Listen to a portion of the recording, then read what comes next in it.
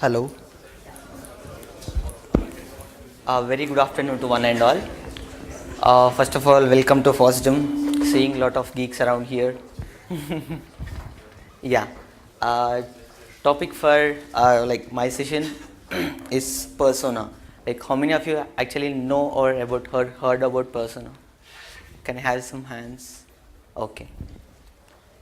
So yeah, persona is generally it's login system. It's similar to uh, single sign-on, but let's see how it is different and why you have to opt for this, and how we can on which protocol it's working, and we'll see its specs and all. So how Mozilla persona is useful for users, how it is easy to implement this for developers, and how the protocol works on this. So Mozilla persona, as I said, it's better way to sign in or a login system like single sign on. So this basically helps users to log in quickly on secure manner, and it doesn't ask you a password. So it's something which is different from single sign on. So when you do single sign on, we need to actually depend on third parties, like in order to authenticate the credentials, right? And it asks to share your privacy information, like maybe your phone number. Like let's consider an example, whenever we log in through Facebook, via Facebook, or to any other site, it asks you to share information, to access the information of your email and phone number, or so that we get a lot of mails, and they can post on your wall without asking your permission. And it also has many privacy issues. So like I'll just show you like what's the current state of sign. So this is how, when we see a website, it asks you to log in via Google or Facebook or Yahoo. So when you say these kind of errors we come across when even we use when try to log in via Facebook and all. So and this is the main concern of everyone, that everyone's information is being shared on social, so which in turns have like lot of.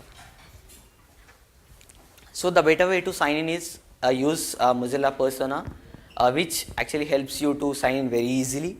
Just create an account, and next it asks you to enter your email ID. So the persona mainly takes email addresses as a unique values and then proceeds for the login. So you can this is like a screenshot of how you manage email IDs in the browser. So and the supported browsers are like almost every version of Firefox supports it, and remaining all.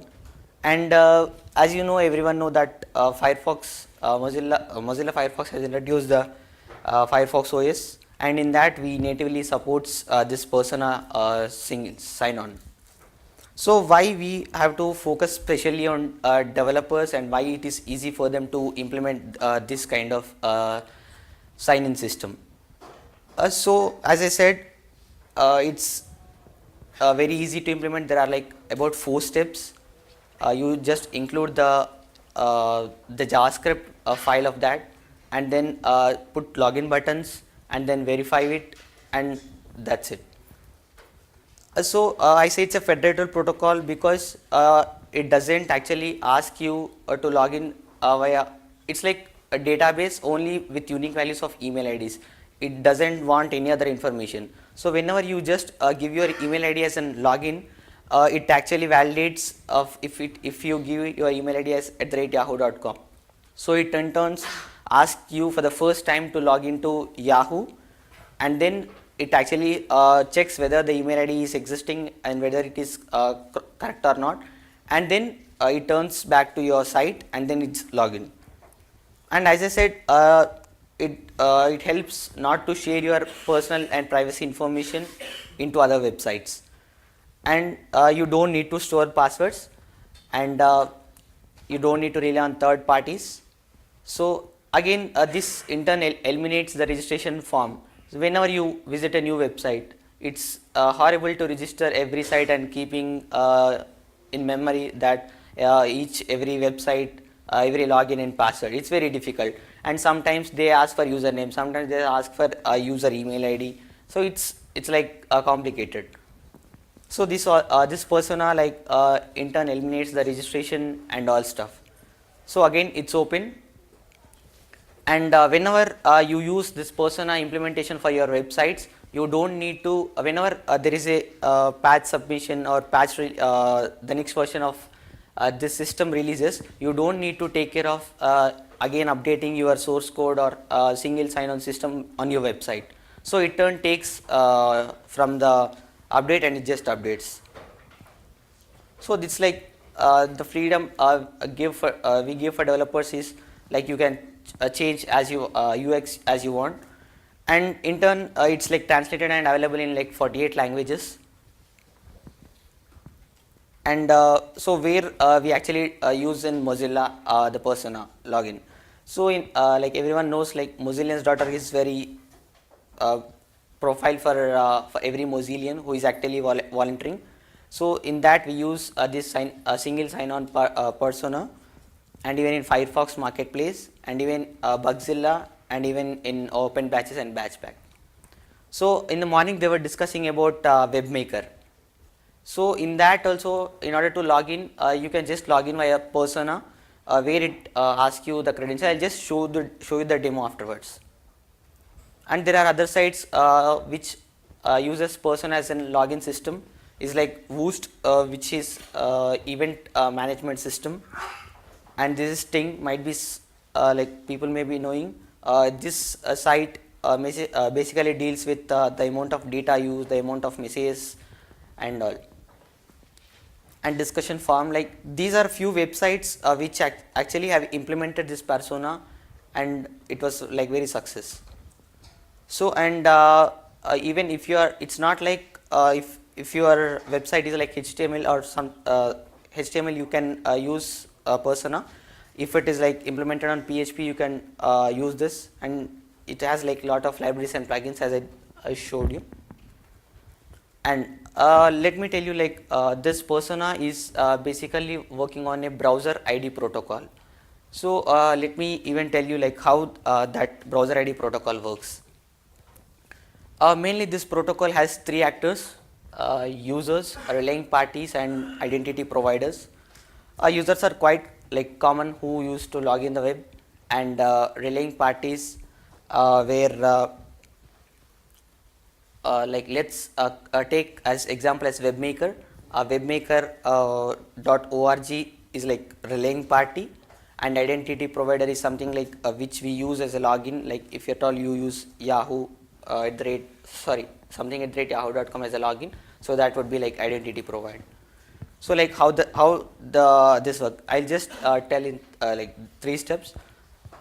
Like this is how when you click on sign in, it takes your email as an input, and browser ID's password, like I mean to say persona's password for the first time, and then it generates a key value pair, stores its private key in the PC, and send its public key to identity authority, and then they sign with the public key and then email ID, and they'll issue with validity interval like certificate, and then it sends that certificate again back to a user. And after it received by the user, it has to prove the ownership. So again the user's browser writes some kind of assertion in which its email ID and key and other details are present, and that assertion is again sent to relaying party like with user certificate, and then it's validated. So this is something like overview, like where your user rate you log in, and from identity provider it is like validated, and then you can just log into the website. I'll just show you a demo of that. So like in the morning they were saying like we want to like log in into webmaker site, then we have to use like login persona. It's like, so I have already used many times login. If someone could come and try, they want to log in into this site, then we can. So it's not asking me any password or anything. I'm just I'm logged in. So it's like very easy. Someone wants to try.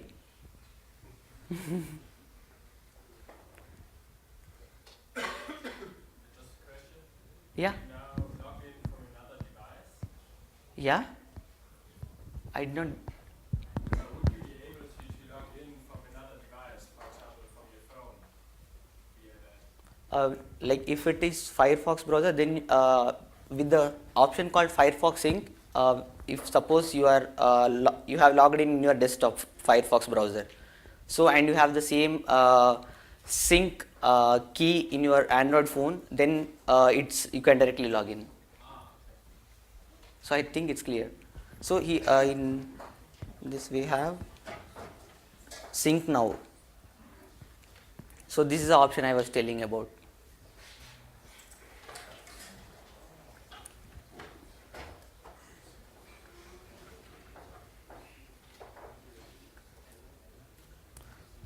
I think I'll use my other email ID rather than this.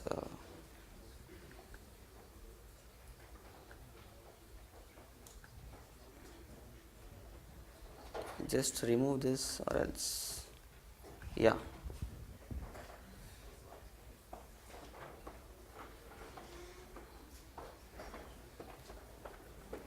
So it's now verifying with Gmail, because I have entered at the rate Gmail. I'm already.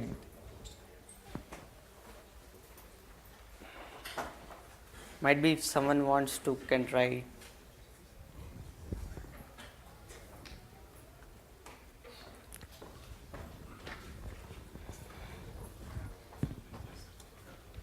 Are there restrictions on the email address? As of I knew, it's with Yahoo, Gmail, Hotmail. It's working fine. Okay. Any email address should work. It just goes to the fallback. Yeah. If it's something that. I forgot the Unicode number. It doesn't matter. Because I have a domain with a Unicode character, and it's a Google Apps domain, but I just don't have it here. Let's try this. Yeah, mine is asking for me. It's currently. This One second. looks suspicious.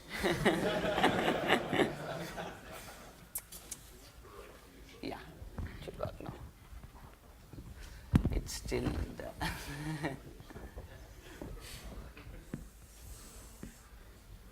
Thanks. Google is so complicated. So now I can try. Yeah. Last password, remember your password. Yeah.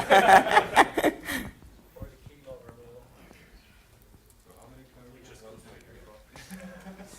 Yeah, for the first time, we need to validate. Yay! Phone call. From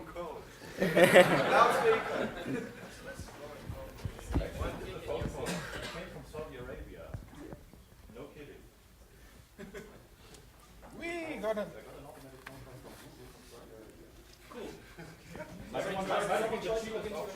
Very trustworthy. Absolutely. So now we all know the code. Yeah. It only.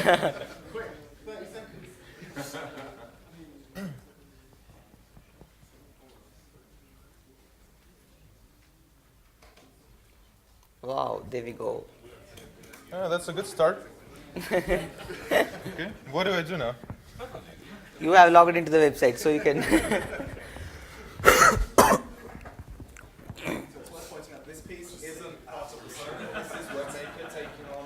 saying, Yeah. oh, we need one extra piece of information. Oh.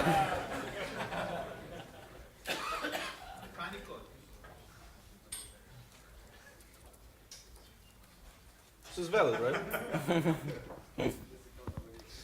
Yeah, you're successfully logged in. Yay.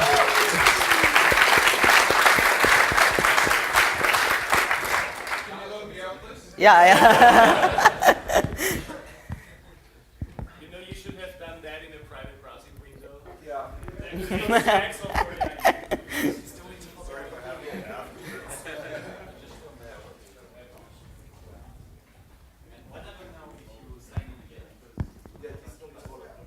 Pardon? Yeah. I think it will show him. I'll just try to log in mine or his. I have to remove your name. Everybody's still logged in. So Everybody's still logged in, so it's still live. Verified.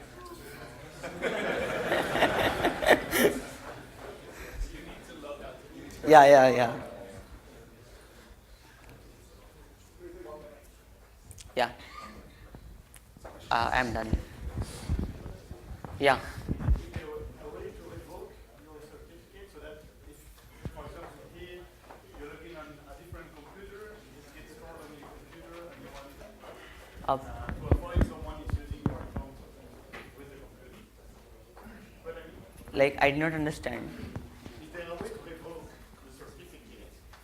Okay, that means to say, like, So that here the certificate is stored on the computer. it's. If someone is using your computer, you can log in as well. How we can prevent you from logging in? I suspect it's stored as a cookie.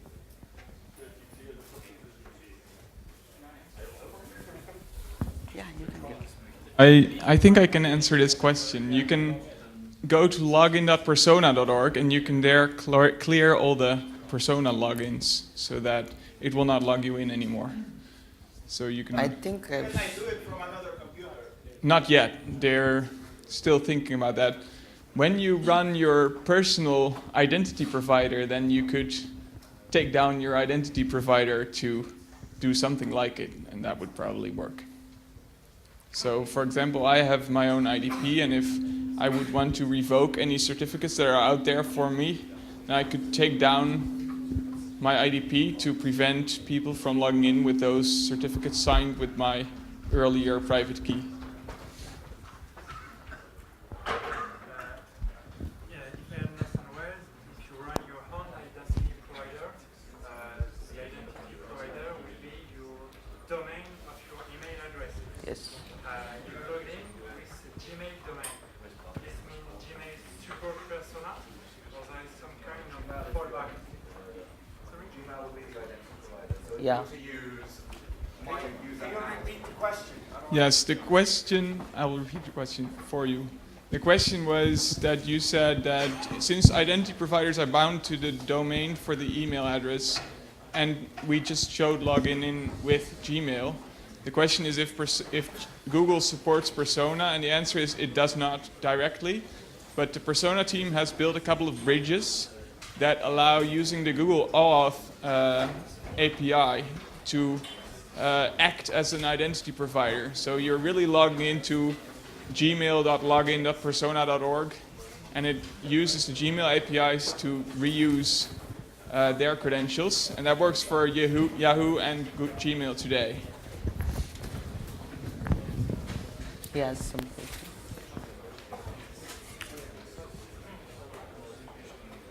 Does this work with Internet Explorer? Yes.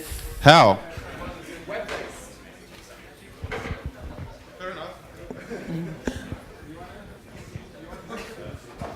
Pardon? Do you want to answer the question?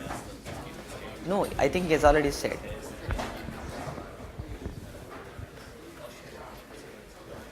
So yes, it does work, and it's because it's all JavaScript mostly.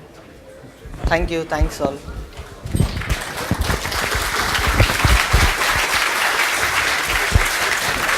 Yes, a big applause for him because he has done a lot of kilometers to come here So really, it deserves.